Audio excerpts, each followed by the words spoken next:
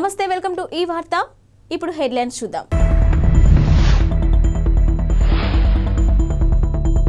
హైదరాబాద్ కు CM Revanth Reddy airport నుంచి నేరుగా అసెంబ్లీకి.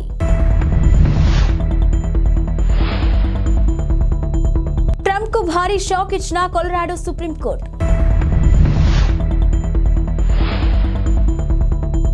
చంద్రబాబు వారిని వదిలిపెడతారని నేనైతే అనుకోవడం లేదు.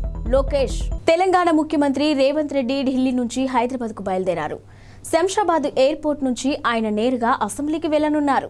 3 రోజుల విరామం తర్వాత ఈ రోజు అసెంబ్లీ సమావేశాలు జరగనున్నాయి. 2014 నుంచి ఇప్పటి వరకు రాష్ట్ర ఆర్థిక పరిస్థితిపై పవర్ పాయింట్ ప్రజెంటేషన్ ఇవ్వనున్నారు. అనంతరం రాష్ట్ర ఆర్థిక స్థితిగతులపైన స్వల్పకాలిక చర్చ జరగనుంది. మరోవైపు ఆర్థిక పరిస్థితిపై మాట్లాడేందుకు తమకు కూడా అవకాశం ఇవ్వాలని బీఆర్ఎస్ ఎమ్మెల్యేలు కోరుతున్నారు. ఇక ఈ రోజు అసెంబ్లీ సమావేశాలు వాడివేడిగా కొనసాగే అవకాశం ఉంది. అమెరికా మాజీ అధ్యక్షుడు డొనాల్డ్ ట్రంప్ కు కొలరాడో సుప్రీంకోర్టు భారీ షాక్ ఇచ్చింది. వచ్చే ఏడాదిలో జరగనున్న అధ్యక్ష ఎన్నికల్లో కొలరాడో రాష్ట్రం నుంచి పోటీ చేయకుండా అనర్హత వేటు వేసింది.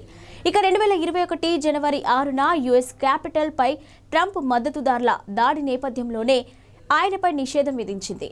ఇక అమెరికా రాజ్యాంగంలోని నిబంధనల ప్రకారం దేశ అధ్యక్ష పదవిని చేపట్టేందుకు ట్రంప్ అనర్హుడని కోర్టు ప్రకటించింది.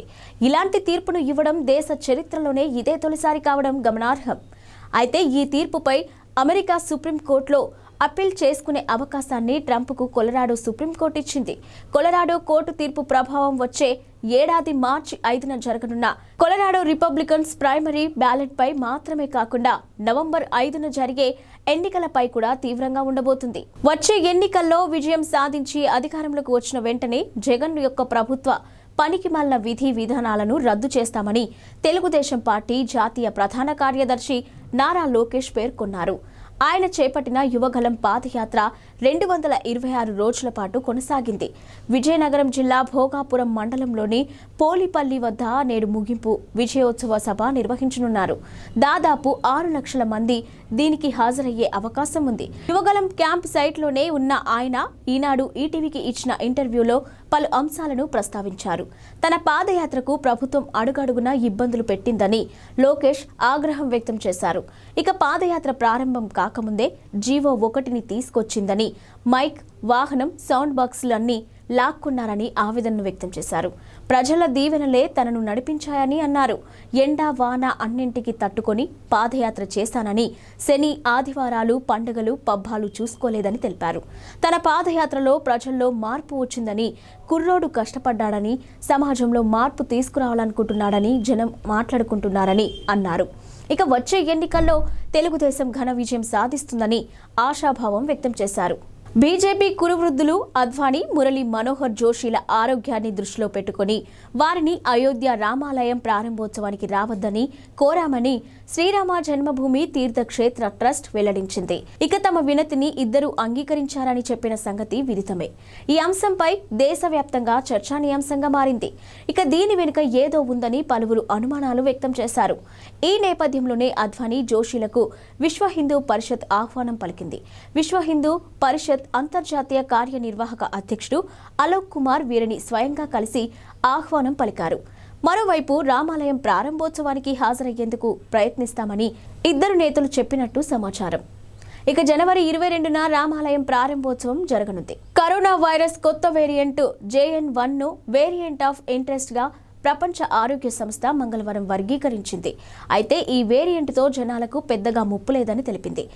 అందుబాటులో ఉన్న ఆధారాల పరంగా చూస్తే JN.1తో ప్రపంచానికి పెద్ద ప్రమాదమేం లేదని WHO అంచనా వేసింది. కాగా మాతృవంశం BA.2.86లో భాగంగా JN.1ను ఇంతకుముందే వేరియంట్ ఆఫ్ ఇంట్రెస్ట్ గా వర్గీకరించారు.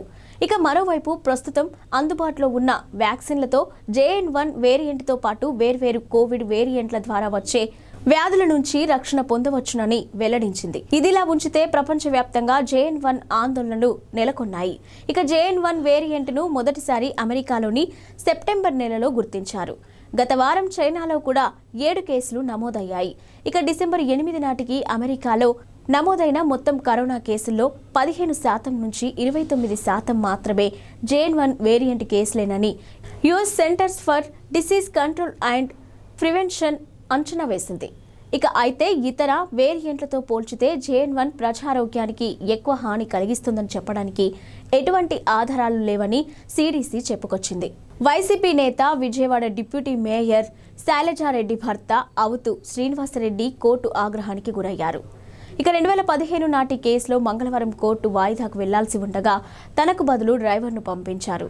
దీంతో ఆయనపై జడ్జి సీరియస్ అయ్యారు. పర్యవసనంగా ఆయన క్షమాపణలు చెప్పాల్సి వచ్చింది.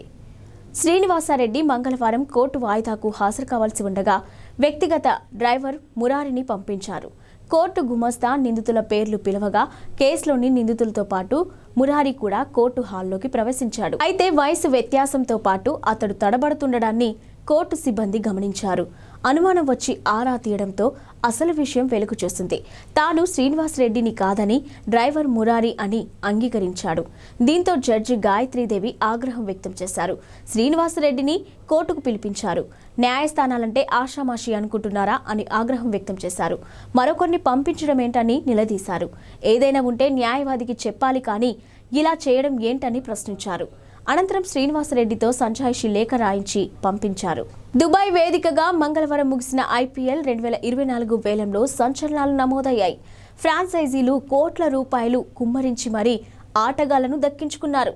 తక్కువ బేస్ ధరతో అందుబాటులో ఉన్న పలువురు ఆటగాళ్లను కేవలం 20 లక్షల బేస్ ధరతో ఉన్న ఓ కుర్రాడిని గుజరాత్ టైటన్స్ ఏకంగా 3.6 కోట్లు పెట్టి కొనుగోలు చేయడం దేశవ్యాప్తంగా సంచలనంగా మారింది. వేలంలో అందరి దృష్టిని ఆకర్షించి రికార్డు స్థాయికి ధరకు అమ్ముడుపోయిన 21 ఏళ్ల ఈ కుర్రాడి పేరు రాబిన్ మించ్. టీమిండియా మాజీ కెప్టెన్ MS ధోనికి వీరాభిమాని అయిన రాబిన్ మించ్ జార్ఖండ్కు చెందిన గిరిజన యువకుడు. ముఖ్యమంత్రి రేవంత్ రెడ్డి తెలంగాణ భవన్ అధికారులను మందలించినట్లుగా తెలుస్తుంది. ఢిల్లీలోని తుగ్లక్ రోడ్ అధికారిక నివాసం వద్ద నేమ్ ప్లేట్ తయారీలో అధికారులు నిర్లక్ష్యం వహించారని తలంటు పెట్టినట్లుగా వార్తలు వచ్చాయి. అధికారిక నివాసానికి పెట్టిన నేమ్ ప్లేట్లో తెలుగు, హిందీ, ఇంగ్లీష్ భాషల్లో రాయించిన తెలంగాణ భవన్ అధికారులు ఉర్దూని విస్మరించారు. తెలంగాణలో రెండో అధికార భాషగా ఉర్దూ ఉంది. అయితే ఉర్దూని విస్మరించి 3 భాషల్లో నేమ్ ప్లేట్ అధికారులు తయారు చేయించారు.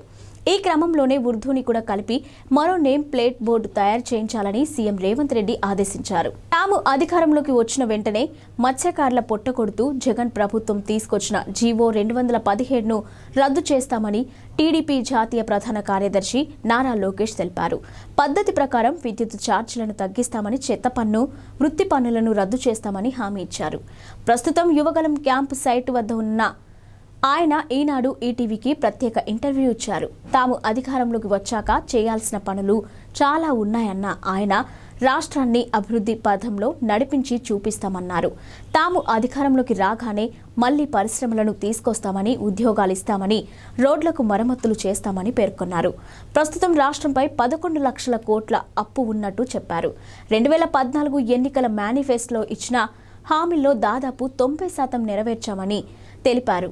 పేదల కోసం దాదాపు 120 సంక్షేమ కార్యక్రమాలు అమలు చేసిన ఏకైక పార్టీ టీడీపీయేనని స్పష్టం చేశారు. ఆహా OTT సెంటర్కు వచ్చిన మా ఊరి పొలిమేర 2 సినిమాకి అనూహ్యమైన రెస్పాన్స్ వచ్చింది. ఆయా తర్వాత వచ్చిన రాక్షస కావ్యం సినిమా కూడా సందేశం పరంగా మంచి మార్కులనే కొట్టేసింది. ఇప్పుడు ఇదే ప్లాట్ఫామ్ పైకి రావడానికి కరీంనగర్ సినిమా రెడీ అవుతుంది. మోస్ట్ వాంటెడ్ అనేది ట్యాగ్ లైన్. ఈ సినిమాను ఆహాలో ఈ నెల 22వ తేదీ నుంచి స్ట్రీమింగ్ కానుందని తెలిపారు. అందుకు సంబంధించిన పోస్టర్ను అధికారికంగా రిలీజ్ చేశారు. ట్రైలర్ను కూడా వదిలారు. స్క్రీన్ ప్లే, సంభాషణలను రమేష్ ఎలికేటి సమకూర్చగా బాలాజీ భువనగిరి దర్శకత్వం వహించారు. సాహిత్య సాగర్ సంగీతాన్ని అందించాడు. ఒకవైపున రాజకీయం, మరోవైపున రౌడీయిజం నేపథ్యంలో జరిగే ఈ కథ నడుస్తుందనే విషయం ట్రైలర్ను బట్టి అర్థమవుతుంది.